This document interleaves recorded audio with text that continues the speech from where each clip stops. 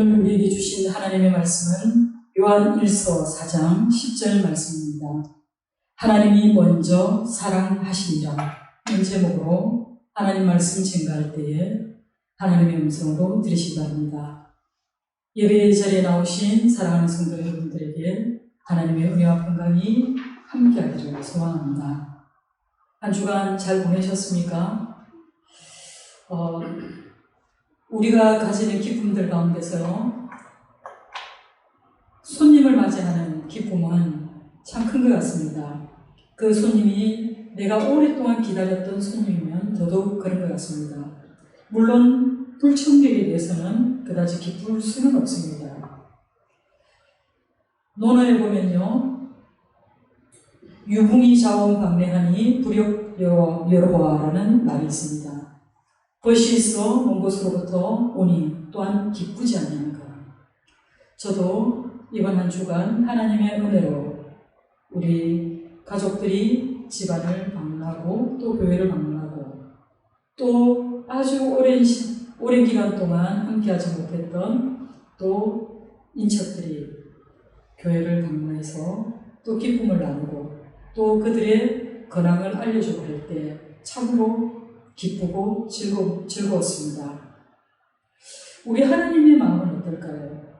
우리 하나님도 우리 하나님을 즐겁게 만나러 또 하나님을 뵙기를 사모하여서 한 걸음에 달려오는 여러분들의 모습을 우리 하나님께서 보신다면 우리 하나님은 얼마나 기뻐하실까라는 생각을 해보았습니다. 여러분, 우리는 왜 주일에 산으로 들러 나가지 않고 이 교회에 와서 하나님을 예배하고 있습니까? 혹시 여러분의 조상 대대로 그냥 주일에는 교회에 가야 된다라고 여러분을 가르쳤기 때문에 어쩔 수 없이 만약에 내가 오늘 주일날 교회를 가지 않으면 어디서 사고라도 당할 것 같은 그런 두려움 때문에, 불안함 때문에 교회에 나왔습니까? 물론 그것도 나쁘진 않았습니다.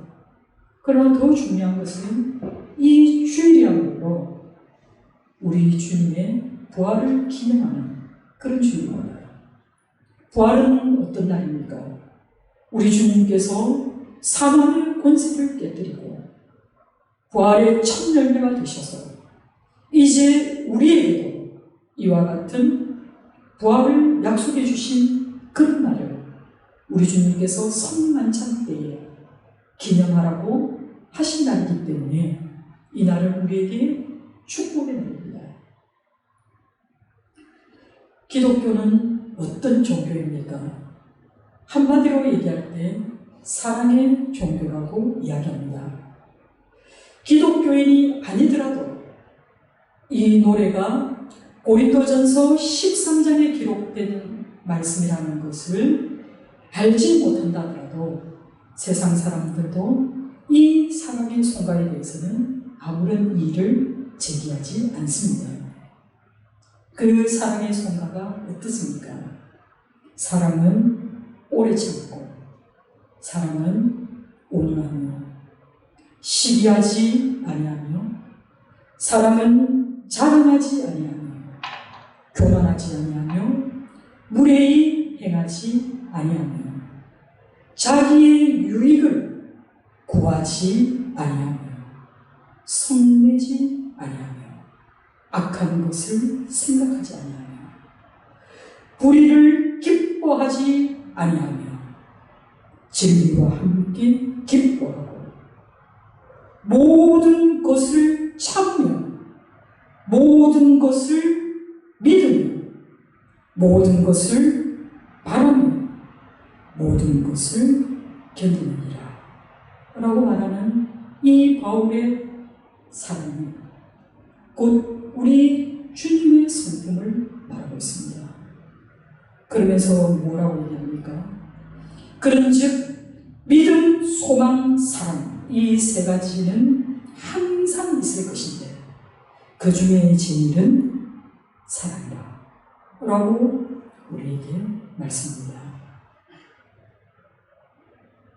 바울이 말하는 사랑, 그리고 오늘 우리가 본문에서 읽은 사랑의 사도라 불리는 요한은 자기 서신서에서 이 사랑의 세 가지 실천을 제시해주고 있습니다.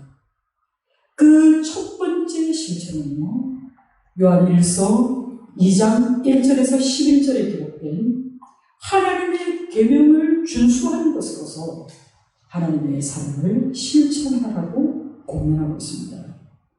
그리고 두 번째로는 요한 1서 3장 13절에서 14절에 우리는 사랑의 빚진 자의 본연의 모습으로서 우리의 사랑을 이웃들에게 실천하라고 요구하고 있습니다. 그리고 세 번째는 오늘 본문이 담겨있는 요한일서 4장 7절에서 21절에 하나님께 속했다는 그 증거로서 하나님으로부터 난 자로서 너희가 서로 사랑하라고 강조하고 있습니다. 요한은 독특하고 직설적이며 그리고 감동적인 어조로 인간에게 있어서의 사랑의 동기와 그리고 이 사랑이 어떤 신적 기원을 가지고 있는가를 우리에게 증가하고 있는 것이 바로 요한 1서입니다. 여러분, 우리는 누군가에게 자기가 알고 있는 사람을 소개합니다. 이분은 나의 누구입니다. 그리고 이분은 내게 어떤 분입니다. 라고 소개합니다. 그러면 여러분은 하나님을 누구라고 고백하겠습니까? 그리고 여러분이 세상 사람들에게 하나님을 소개해야 한다면 그가 누구라고, 나의 무엇이라고 고백하겠습니까? 요한일서 4장 7절에서 21절에 이 15절 속에서 요한은 사랑이라는 단어의 명사형을 14번 사용합니다. 그리고 사랑이라는 동사형을 15번이나 사용하고 있다는 겁니다. 그리고 하나님이라는 이 단어 역시 또 5회에 걸친 하나님의 대명사를 포함해서 요한은 무려 25번이나 하나님을 언급하고 있습니다. 결국 요한은 하나님은 사랑이시라는 이 대명제를 우리에게 제시하고 있는 것입니다. 하나님은 사랑이시라는 이것은 단순한 하나님의 존재의 증명을 말하는 것이 아닙니다. 이 말씀은 하나님이 어떻게 자기 자신을 우리에게 보여주시는가를 설명해주는 그런 명제인 것입니다. 하나님은 사랑이시니라 라고 할 때 이 사랑은 바로 아가페입니다.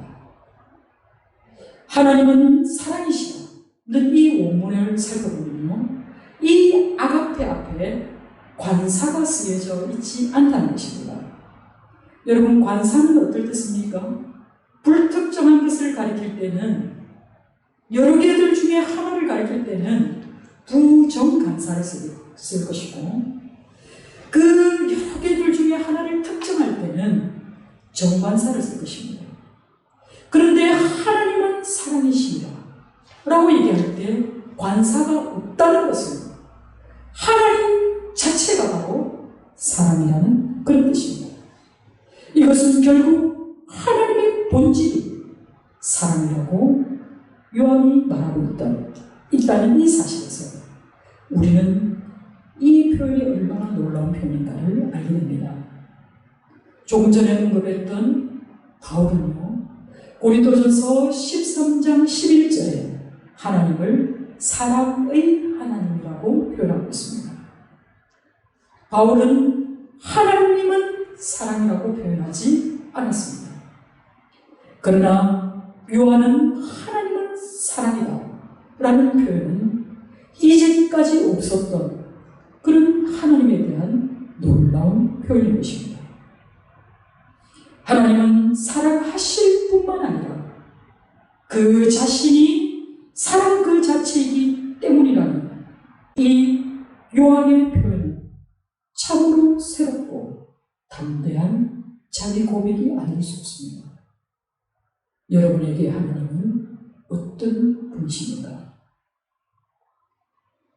세상을 바라보는 시선에는요, 신을 어떻게 인식하는가에 대한 문제가 있습니다. 여러분, 신은 증명의 대상이 아닙니다. 이 신을 믿고 믿지 않고는 세계관의 문제입니다. 유신론과 무신론은 인류 역사 속에서 끊임없이 대립해 왔습니다. 무신론적 기원으로 내 존재를 설명하는 것보다는 유신론적 전제로 이 세상을 해석하는 것이 훨씬 더 우리에게 유익을 가져다 줍니다. 신은 존재하고 있고 그 신이 어떤 신이든 신에 의해서 이 세상이 창조되었다는 것을 전제하고 받아들인다면 그 다음의 문제는 무엇일까요? 그렇다면 우리가 이 신을 어떻게 알 수 있을까요? 이 광활한 우주와 이 시간이 존재하기 이전에 이미 신이 계셨다는 것을 과연 인간이 어떻게 알아낼 수 있을까요? 결국 인간의 입장에서 보면 이 신의 존재는 두 종류로 분류할 수 있습니다. 하나는 신이 인격적이든 혹은 그가 절대적인 진리이든 그런 신적 존재이든 그 존재가 인간과 소통을 하고 있는가, 소통하고 있지 않는가, 혹은 소통할 수 없는가 라는 것이 남게 됩니다. 불교나 도교와 같은 동양 철학에서는요, 신은 인간의 언어로 소통할 수 있는 그런 존재가 아니라고 합니다. 이와 같은 동양의 일반적인 사상들과 그 종교는 신이라는 인격적인 존재는 있을 수 없다라고 전제하고 있습니다. 어떤 궁극적인 진리가 있다고는 하지만 그 궁극적인 진리가 인간과 소통할 수 없기 때문에 인간은 스스로 여러 가지 방법을 통해서 그 진리를 알아야 한다고 이야기하고 있습니다. 우리는 생각할 수 있는 존재들입니다. 그렇기 때문에 우리는 우리를 둘러싸고 있는 많은 것에 의문을 제기할 수 있습니다. 인생은 무엇인가? 왜 나는 이 시대에 이 땅에 태어났는가? 그리고 태어난 나는 과연 죽지 않고 살 수 없는 이유는 무엇인가? 영원히 살 수 있다면 그 죽음 이후의 세상은 어떤 모습일까? 인간은 끊임없이 이 질문을 스스로에게 던졌고 또 세상 속에 이 질문을 던지면서 생각하고 연구하고 명상하고 도를 닦는 이 과정을 거치면서 소위 말하는 고등 종교가 만들어지게 된 것입니다. 모든 문화의 중심에는 바로 이 고등 종교가 자리하고 있습니다. 이것이 기독교와 또 다른 종교를 구분해주는 아주 큰 차이라는 것입니다. 기독교 이외의 다른 종교나 철학은 그들이 찾고자 하는 그 진리, 찾고자 하는 그 신이 인간과 소통하지 않는다면 기독교는 인간이 하나님과 그리고 진리에 다다를 수 없다는 것을 이미 하나님께서 알고 계시기 때문에 하나님이 직접 인간을 찾아오신 것이 바로 기독교입니다. 하나님이 인간을 먼저 찾아오셨습니다. 이와 같이 하나님이 우리를 찾아오시기 때문에 그 오심에 대한 반응이 바로 우리 기독교의 핵심적인 전제이고 또 기독교가 다른 종교와 구별되는 아주 명확한 핵심 진리입니다. 요한은 우리를 찾아오신 이 하나님을 사랑이라고 말합니다. 그러면서 하나님의 사랑이 우리에게 어떻게 나타나는지 설명하기 위해서 요한은 하나님이 우리를 위해 하신 그 일을 우리에게 증가하고 있습니다. 오늘 본문 10절 상반절에 요한은 이렇게 말합니다. 우리가 하나님을 사랑한 것이 아니라 하나님이 우리를 사랑하시더라 라고 밝히고 있습니다. 사랑하는 성도 여러분, 사랑은 하나님께 속한 것입니다. 사랑은 곧 하나님이십니다. 하나님이 곧 사랑이십니다. 그 하나님이 먼저 우리를 사랑하셨다는 것입니다. 요한은 하나님의 사랑하는 아들, 우리 주 예수 그리스도의 대속적인 죽음과 하나님의 사랑의 계시를 서로 연결시키고 있습니다. 하나님이 아들을 세상에 보냄으로써 하나님의 사랑이 우리 속에 계시는 것입니다. 하나님의 사랑은 우리 주 예수 그리스도의 속죄의 죽음에 대해서 계시되었다고 분명히 말씀합니다. 하나님의 참사랑은 하나님의 보내심, 즉 예수 그리스도를 당신의 화목 제물로 보내셨다라고 말씀하시면서 이 화목 제물을 통해 그의 사랑을 확증하셨습니다. 여러분, 우리가 하나님을 사랑한 것이 아니라고 성경은 분명히 이야기하고 있습니다. 오직 하나님이 우리를 사랑하신 것입니다. 하나님의 사랑은 예수 그리스도의 오심과 죽으심이라는 구체적이고 역사적인 사건을 통해서 이루어졌습니다. 이에 대해 바울은 로마서 5장 8절에 다음과 같이 고백합니다. 우리가 아직 죄인 되었을 때에 그리스도께서 우리를 위하여 죽으심으로 하나님께서 우리에 대한 자기의 사랑을 확증하셨느니라. 아멘. 여러분, 우리가 죄인이기 때문에 우리는 결코 하나님 앞에 나아갈 수 있는 존재들입니다. 그럼에도 불구하고 우리 주님께서 우리를 택하신 것은 우리에게 뭔가 공로가 있기 때문이 아닙니다. 우리가 먼저 하나님의 이름을 불렀기 때문이 아닙니다. 우리가 뭔가를 찾아내고 뭔가를 터득해냈기 때문에 하나님이 자기의 얼굴을 우리에게 보여주신 것도 아닙니다. 오직 이 구원은 하나님으로부터 온 것이고 이 구원이 올 수 있었던 것은 바로 하나님 자체가 사랑이시기 때문에 사랑은 끊임없이 유출되고 발산하기 때문에 그 사랑의 빛이 그 흘러온 그 사랑이 우리에게 이른 것입니다. 사랑의 본질이신 그 하나님의 놀라운 사랑이 우리에게 구원을 이루게 하신 것입니다.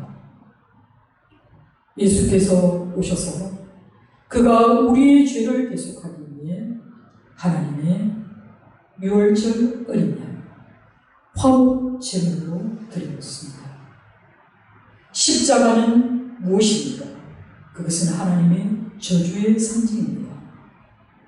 유대인들이 예수를 메시아로 믿지 않는 이유가 바로 여기에 있습니다.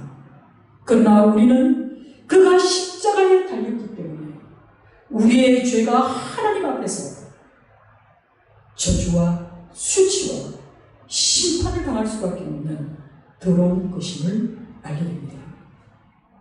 흠도 없고 티도 없고 오로지 한 사람의 인간으로 이 땅에 오셔서 인간으로서 완전한 삶을 이루신 거룩하신 우리 주님께서 유월절 어린 양으로 화목제물로 하나님 앞에 들려졌기 때문에 그가 십자가상에서 물과 피를 쏟으셨기 때문에 그 모습을 통해서 내가 하나님의 사랑을 보았기 때문에 우리가 그를 나의 주, 나의 그리스도로 고백할 수 있었고 그 고백으로 인해 그 십자가는 죽음의 십자가가 아니라 생명과 부활의 십자가로 우리에게 나타나게 된 것입니다.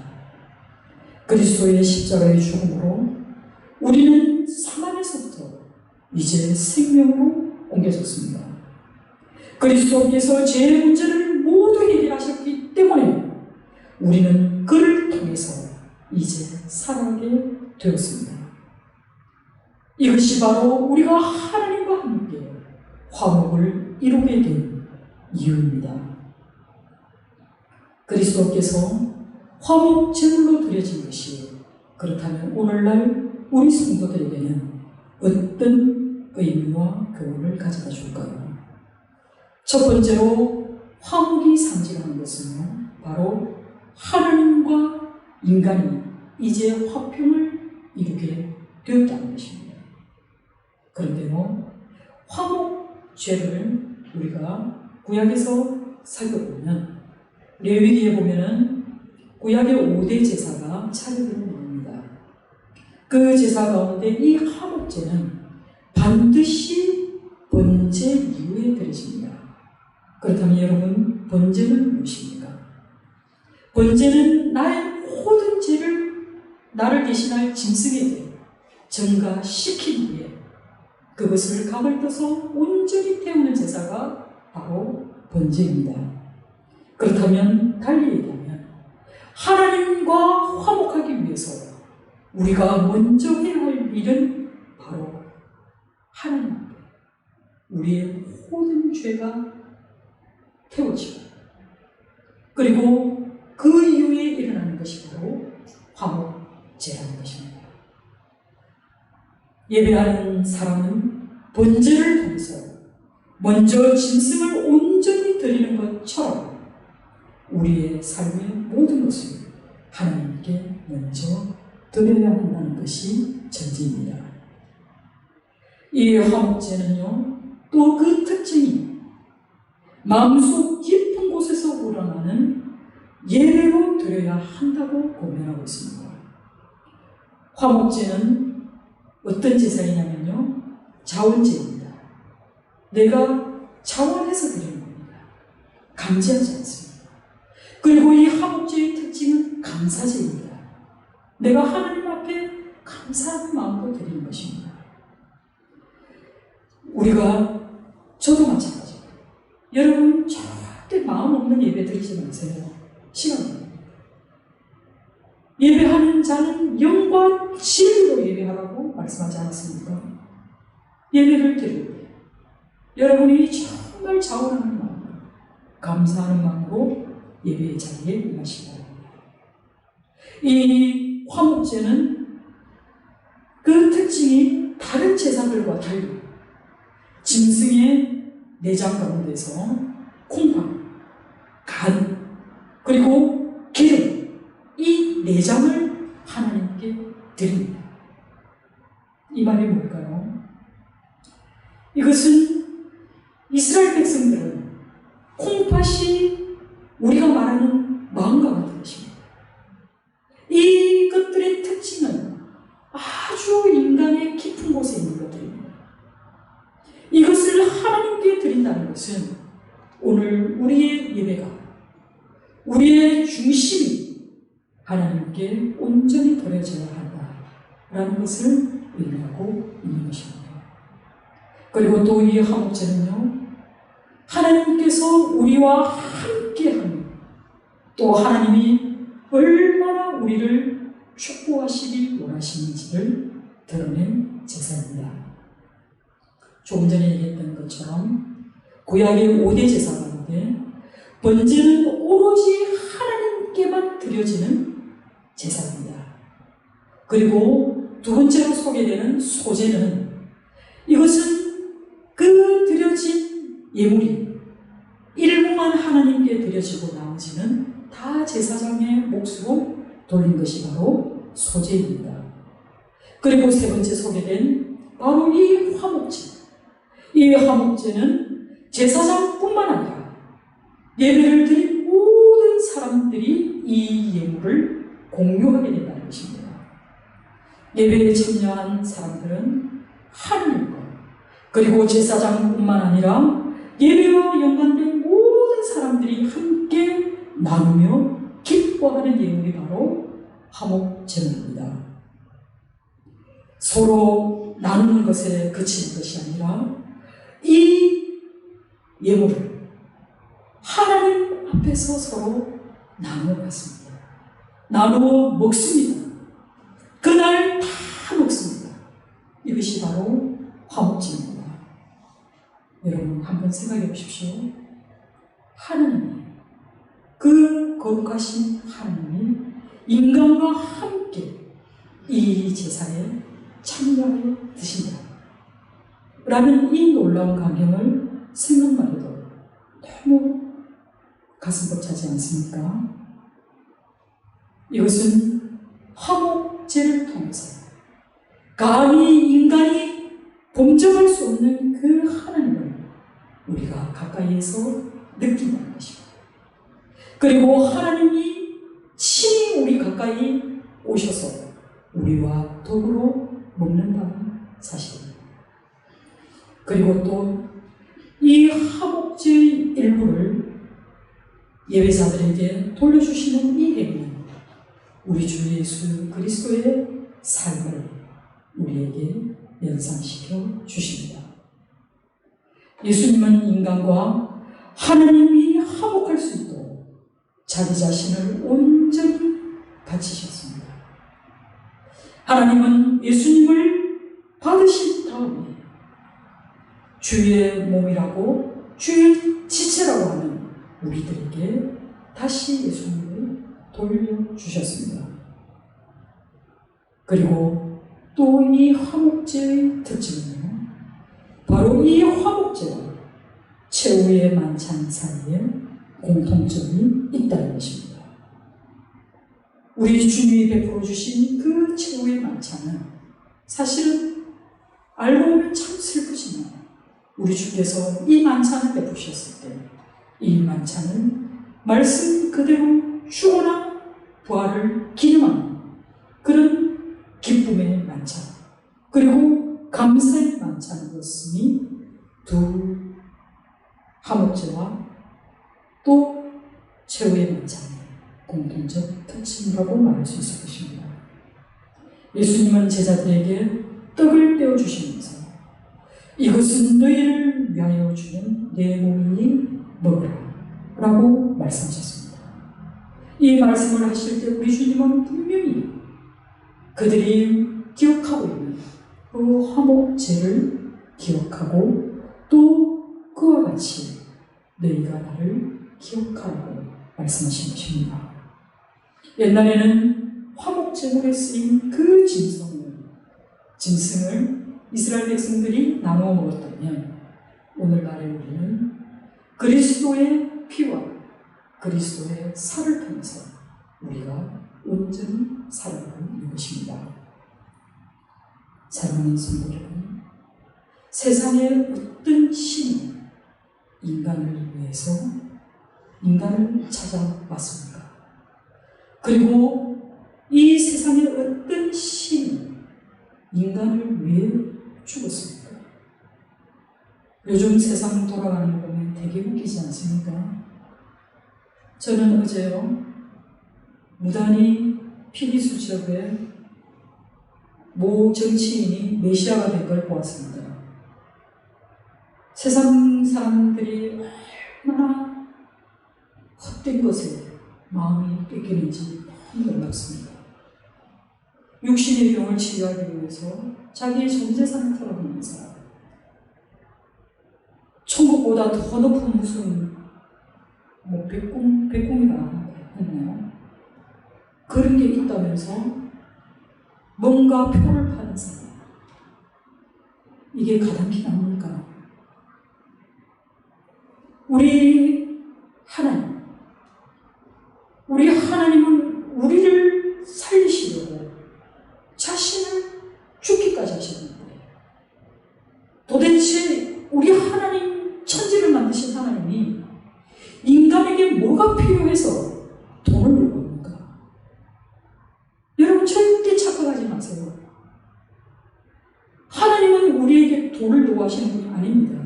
교회도 마찬가지입니다.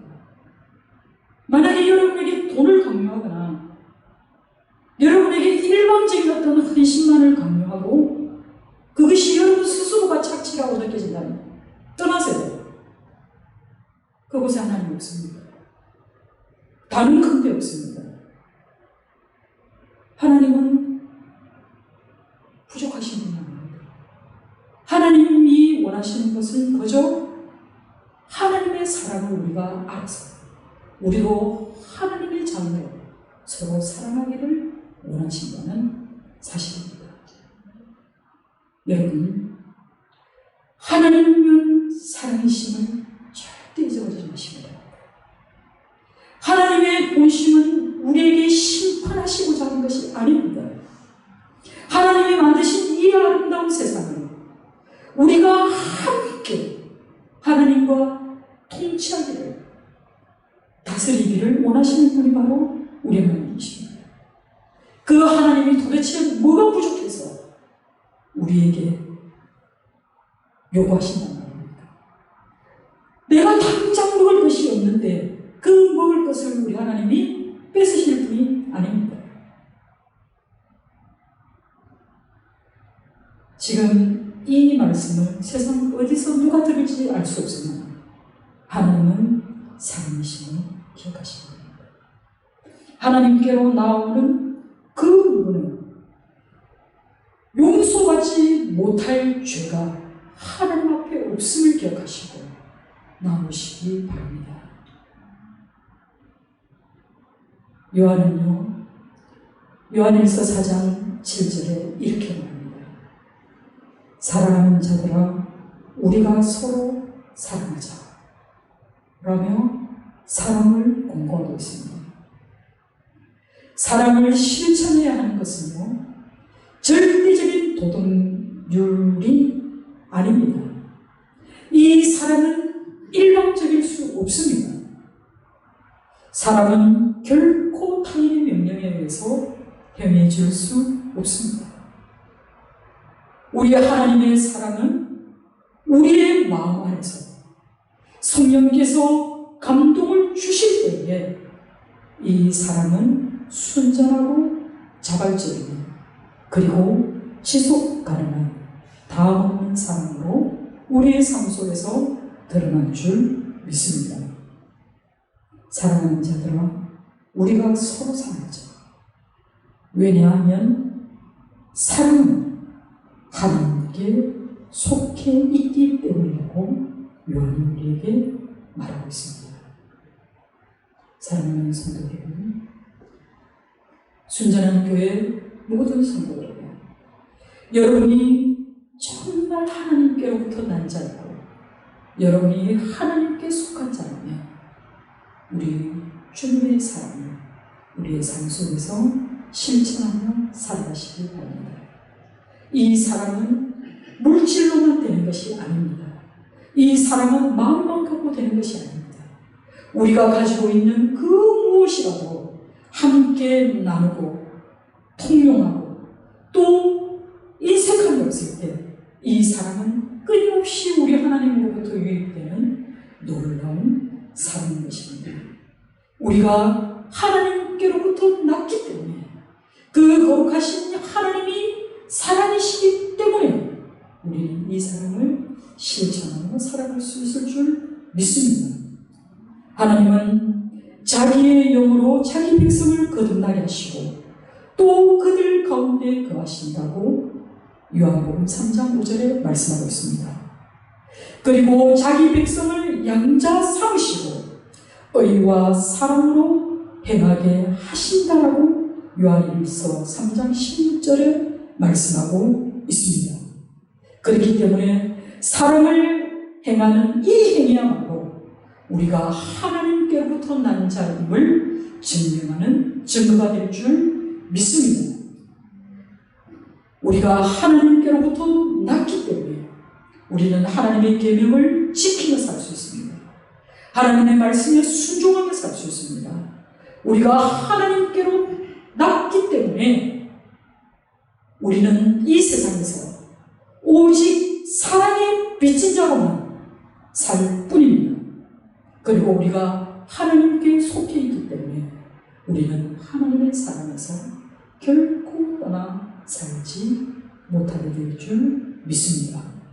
온전하신 그 하나님의 사랑으로 우리가 조금은 손해보고 조금은 억울한 일을 당하고 또 조금은 무시를 당한다 할지라도 결국 사랑을 이루어갈 때에 하나님께서 우리의 발을 더욱 높은 곳으로 그리고 또 우리의 삶을 영화롭게 해주실 줄 믿으시기 바랍니다. 그런 하나님의 축복을 누리는 순전한 교회 모든 성도님들 다 되시기를 주님의 이름으로 축원합니다. 기도하겠습니다.